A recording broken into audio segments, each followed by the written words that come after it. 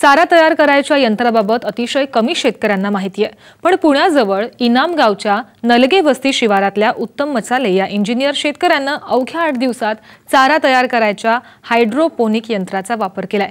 यापासून त्यांना दररोज किमान 500 किलो सकस चारा मिळतोय आणि 1000 ते 1200 रुपयांची बचत होते। आज ते आपल्या 40 गायींपासून महिन्याकाठी किमान लाख रुपयांचा नफा कमावतात। त्यांच्या दूध धंद्याची आणि हायड्रोपोनिक यंत्राची माहिती जाणून घेण्यासाठी आज आपण पुणे जिल्ह्यातल्या इनाम गावच्या नलगे वस्ती शिवारात जाणार आहोत। पुणे जिल्ह्यातलं इनाम गाव हे शिरूर तालुक्यात घोड नदीच्या तीरावरचे एक गाव। घोड नदीमुळे इथली शेती बागायती आहे। ऊस, भाजीपाला आणि दूध धंदा ही इथल्या शेतकऱ्यांची बलस्थानं। या गावात नलगे मळ्यात उत्तम आणि बापू मचाले या भावांची 27 एकर शेती आहे। 2004 साली या शेतीला पूरक व्यवसाय म्हणून त्यांनी गायींचं संगोपन सुरू केलं। 13 वर्ष 3-4 कारखान्यात शुगर फॅक्टरीमध्ये असिस्टंट इंजिनियर नंतर डेप्युटी चीफ इंजिनियर म्हणून काम केलं। एक साधारण 2004च्या दुष्काळात साखर कारखाने बंद राहिले। एक काहीतरी व्यवसाय करायचा म्हणून शेतीला जोडधंदा म्हणून या दूध व्यवसायाकडे वळलो। काही मित्रांच्या सानिध्यात आल्यानंतर डायनामिक्स डेअरीचा कूलर आपण घेतला आणि कूलरला एक आपलं स्वतःचं दूध असावा म्हणून काही गायी विकत घ्यायचं ठरवलं। स्टेट बँकेचं कर्ज घेऊन सुरुवातीला 20 गायी विकत घेतल्या। आज त्या 20 गायींपासून जवळजवळ 80 गायी टोटल आता गोठ्यात आहेत आणि शेतीला एकदम चांगला व्यवसाय जोडधंदा म्हणून हे केला। गेल्या 9 वर्षांपासून मचाले बंधूंनी दूध धंद्यात नवनवी तंत्र वापरत प्रगती सुरू ठेवली आहे। मेकॅनिकल इंजिनियर असलेल्या उत्तमरावांनी सुरुवातीला डायनामिक्स डेअरीचे एक दूध संकलन केंद्र नलगे मळ्यात सुरू केलं। इथे शेतकऱ्यांचं दूध संकलन होऊ लागलं। त्याचवेळी मचालेंनी स्वतः दुधाचं उत्पादन सुरू करण्याचा निर्धार करून 4 गायी घेतल्या। त्यानंतर बायफ संस्था, डायनामिक्स डेअरी, पशुसंवर्धन अधिकाऱ्यांच्या सल्ल्याने गोपालनातला खर्च कमी करण्यावर भर दिला। हळूहळू गायींची संख्या वाढत गेली। त्यावेळी चाऱ्यावर त्यांचा सर्वाधिक खर्च होत असल्याचं लक्षात आलं। मग त्यांना इंटरनेटवरून हायड्रोपोनिक चारा तंत्राची माहिती मिळाली। तर जमीन वाचवण्यासाठी काहीतरी नवीन केलं पाहिजे, कारण नेहमीच नवीन काहीतरी करण्याचा प्रयत्न आमचा असतो।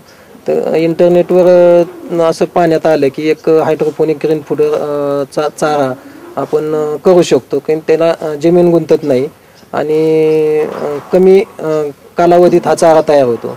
तर इंटरनेटला पाहिल्यानंतर आम्ही इंटरनेटला ज्या कंपनीचं नाव होतं त्या कंपनीत जाऊन ते पाहिलं, त्याची माहिती घेतली की हायड्रोपोनिक ग्रीन फूडर काय आहे नेमकं। हायड्रोपोनिक तंत्राने मका, गहू यांसारखी धान्य ठराविक तापमान आणि आर्द्रता नियंत्रित करून एका शीतपेटीत ठेवली तर 7 ते 8 दिवसात त्याच्या वजनाच्या 5 पटीपेक्षा जास्त वजनाचा चारा तयार होतो। यासाठी एका कंपनीने तयार केलेल्या मशीनची पाहणी करण्यासाठी उत्तम मचाले मध्य प्रदेशात भोपाळपर्यंत जाऊन आले।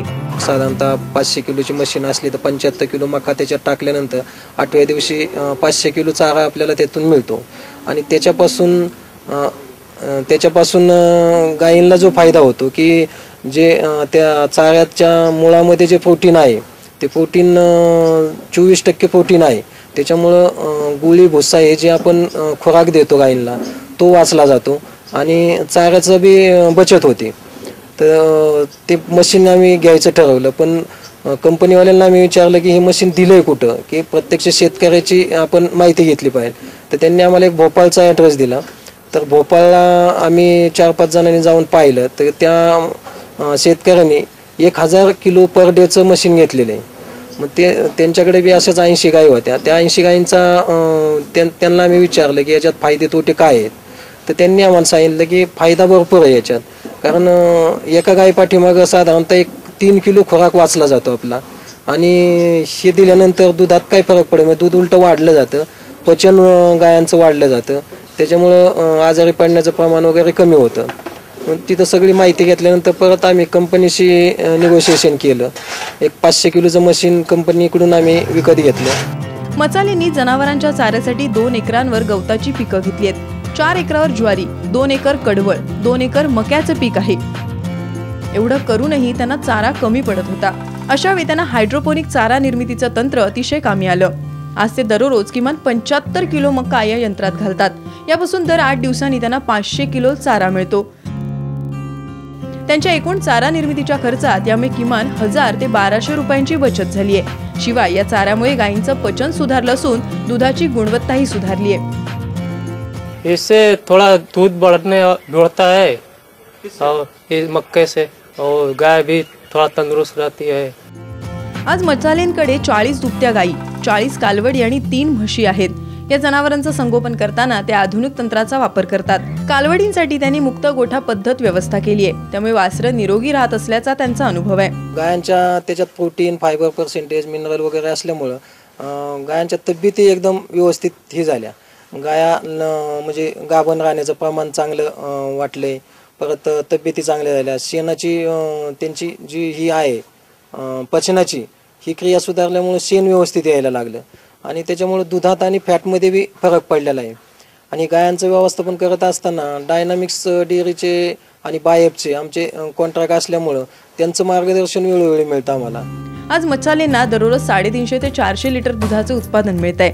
यापासून त्यांना दररोज अंदाजे 7.5 ते 8,000 रुपयांचं उत्पन्न मिळतं।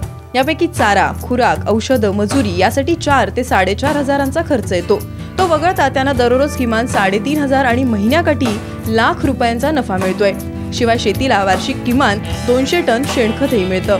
टोटल लेबर, हायड्रोपोनिकचा चारा आणि खुराक वगैरे सगळा, मेडिकल वगैरे सगळा खर्च साधारणतः दिवसाकाठी 4600 ते 4700 पर्यंत जातो आमचा पर डे, 40 गायींमागं।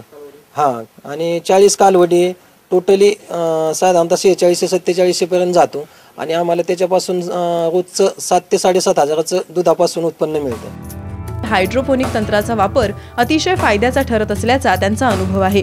या तंत्रामुळे चाऱ्यावरील 1000 ते 1200 रुपयांची बचत होते। धान्याला क्लोरीनच्या पाण्याने स्वच्छ धुवून यंत्राच्या ट्रे मध्ये टाकलं जातं। 8 दिवसात हिरवा चारा तयार झाल्यानंतर एका जनावरासाठी 20 किलो हिरवा चारा दिला जातो।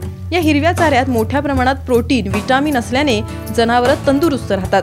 तसंच मिनरल मिक्सचर पशुखाद्यात बचत होऊन जनावरांनी चारा खाल्ल्याने शेतीसाठी उत्तम प्रकारचं शेणखत उपलब्ध होतं।